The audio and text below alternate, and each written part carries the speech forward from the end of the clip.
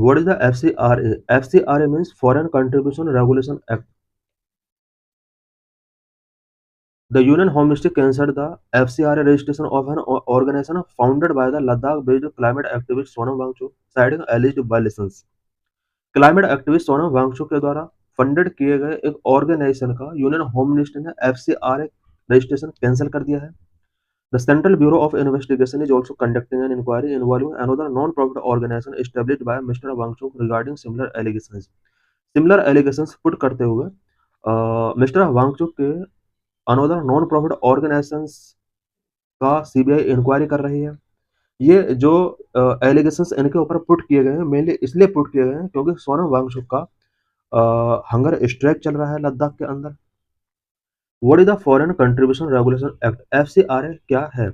FCRA is a law in India which regulates the acceptance and utilization of foreign contributions by organizations and individuals to ensure national interest or safeguard. FCRA India के अंदर एक ऐसा law है जो कि India के किसी भी ऑर्गेनाइजेशन या इंडिविजुअल के द्वारा किसी भी फॉरेन कंट्रीब्यूशन को एक्सेप्ट या यूटिलाइजेशन को रेगुलेट करता है सो दैट इंडिया के नेशनल इंटरेस्ट को प्रोटेक्ट किया जा सके. Introduce in 1976 during an emergency. FCRA act India में इमरजेंसी के ड्यूरिंग 1976 में इंट्रोड्यूस किया गया था. Establish to prevent foreign influence on India's internal affair through financial contribution. India के इंटरनल अफेयर में फाइनेंशियल कंट्रीब्यूशन के थ्रू फॉरेन इन्फ्लुएंस को प्रिवेंट करने के लिए ये एक्ट इंडिया के अंदर पास किया गया था. Foreign contribution regulation amendment act 2020 में foreign contribution regulation amendment act पास किया गया. इसके अंदर क्या क्या अमेंडमेंट किए गए? Number, prohibition on transfer. 2020 में ट्रांसफर्स जो भी होते हैं फॉरेन ट्रांसफर इंडिया के लिए उन पर प्रोहिबिशन पुट कर दिया गया. Foreign contribution can not be transferred to an individual, an association और रजिस्टर्ड कंपनी. किसी भी इंडिविजुअल, एसोसिएशन और रजिस्टर्ड कंपनी के लिए फॉरेन कंट्रीब्यूशन ट्रांसफर नहीं किए जा सकते 2020 अमेंडमेंट के according. Number 2, Aadhaar mandatory. Office bearer must provide an Aadhaar और passport OCI card for registration. जिसको भी FCRA रजिस्ट्रेशन टेकिंग करना है उसके पास आधार, पासपोर्ट, OCI कार्ड होना चाहिए. Number 3, FCRA account. Contributions must be received in a FCRA account designated SBI branch in New Delhi.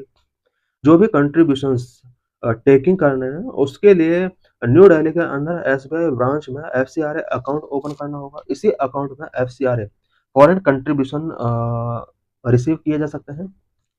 Number 4, renewal of licence. The government can inquire before renewing certificate checking for misuse of fund. Licence को अगर renew कराना है, renew कराने से पहले government चाहे तो organisation का इंक्वायरी कर सकती है एंड फंड का मिसयूज तो नहीं हो रहा है इससे रिलेटेड चेकिंग वो कर सकती है. Number 5, reduced administrative use. Under new amendment administrative expense limit were reduced from 50% to 20%. जो भी ऑर्गेनाइजेशन FCRA रजिस्ट्रेशन टेकिंग करना चाहता है, जो भी फॉरेन कंट्रीब्यूशंस उसको मिल रहे हैं उन कंट्रीब्यूशन का 50% से 20%, 50% पहले था प्रोविजन, उस ओवरऑल कंट्रीब्यूशन का 20% जो एक्सपेंस करना होगा वो ऑर्गेनाइजेशन के एडमिनिस्ट्रेटिव एक्सपेंस के तौर पर यूज करना होगा. इट मीन्स 2020 अमेंडमेंट से पहले जो भी कंट्रीब्यूशन रिसीव होते थे उस कंट्रीब्यूशन का 50% एडमिनिस्ट्रेटिव के तौर पर एक्सपेंस किया जाता था. अब इसको रिड्यूस करके 20% कर दिया गया है. Surrender of certificate. Entities can surrender their certificate after government approval. Government approval के बाद एंटिटीज चाहे तो सर्टिफिकेट को सरेंडर कर सकते हैं. Number 7, rested on unutilised restrictions. Unutilised fund, यहाँ पर फंड होना चाहिए था, ये गलत यहाँ पर प्रिंट हो गया है. अनयूटिलाइज्ड फंड को गवर्नमेंट चाहे तो रेस्ट्रिक्ट कर सकती है. The government can restrict unutilised fund based on inquiry. Inquiry के बेस पर अगर गवर्नमेंट को मिलता है कि फंड बहुत ज़्यादा है जो अनयूटिलाइज्ड है, गवर्नमेंट उन्हें रेस्ट्रिक्ट कर सकती है. Number 8, suspension extension. Initially, registration suspension can be informed for a period of 180 days, but in a new amendment, this suspension can be further extended by an additional 180 days. Initially, जो registration suspension period होता था वो 6 month, it means 180 days के लिए FCRA registration suspend किया जा सकता था. अब न्यू अमेंडमेंट के अकॉर्डिंग इस सस्पेंशन को 180 डेज एडिशनल 180 डे और 1 ईयर तक के लिए सस्पेंड किया जा सकता है। Foreign contribution regulation amendment rules 2022 FCRA से रिलेटेड कुछ रूल्स 2022 में यहाँ पर ऐड किए जाते हैं। In 2022 the central government amended the FCRA rules 2011 to strengthen safeguard against foreign contribution that could harm national interest and security.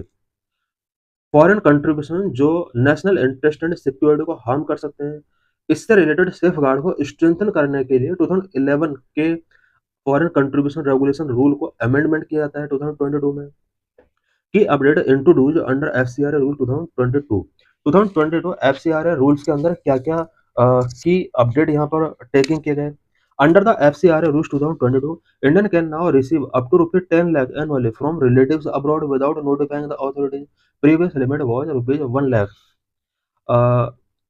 India की कुछ फैमिली अगर उन्हें किसी अदर कंट्री में रह रहे अपने मेंबर से मनी रिसीव करना है, देन वो 10 लाख तक एनुअली मनी अपने रिलेटिव से रिसीव कर सकते हैं और इसके लिए अथॉरिटीज को नोटिफाई करने की कोई ज़रूरत नहीं है।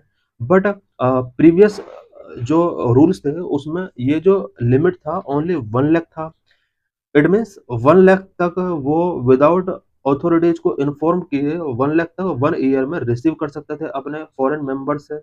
बट अब 10 लाख तक वो रिसीव कर सकते हैं। 10 लाख के अबव अगर उन्हें रिसीव करना है तो उन्हें अथॉरिटी को इन्फॉर्म करना होगा। What is the significance of foreign contribution regulation act? FCRA का क्या सिग्निफिकेंस है? FCRA regulate foreign contribution to prevent misuse and protect India sovereignty integrity and security. Foreign contribution के मिसयूज को प्रिवेंट करने के लिए, इंडिया के सॉवरेनिटी इंटीग्रिटी एंड सिक्योरिटी को प्रोटेक्ट करने के लिए फॉरेन कंट्रीब्यूशंस को रेगुलेट करने में एफसीआरए एक्ट का एक इम्पोर्टेंट रोल है। The need for the act is outlined below. Number 1, regulation. This act ensure that foreign donations are utilized responsibly. It also ensure avoiding misuse or allocation to illegal activities. FCRA act ensure करता है कि foreign donation जो भी किए जाते हैं India में उनका रिस्पॉन्सिबली तरीके से यूटिलाइजेशन किया जाना चाहिए एंड इलीगल एक्टिविटीज के लिए इन एलोकेशंस का मिसयूज नहीं होना चाहिए। इन सभी को इंश्योर करने में एफसीआरए एक्ट एक इम्पोर्टेंट रोल प्ले करता है। Number 2, protection of national interest. FCRA prevent contribution that could harm India sovereignty integrity and national security. FCRA ऐसे कंट्रीब्यूशंस को प्रिवेंट करता है जो national sovereignty integrity and national security के लिए हार्म हो सकते हैं। Number 3, mandatory licensing. इंडिविजुअल्स और NGOs must obtain FCRA registration और prior permission from the ministry of home affairs to accept foreign funds legally.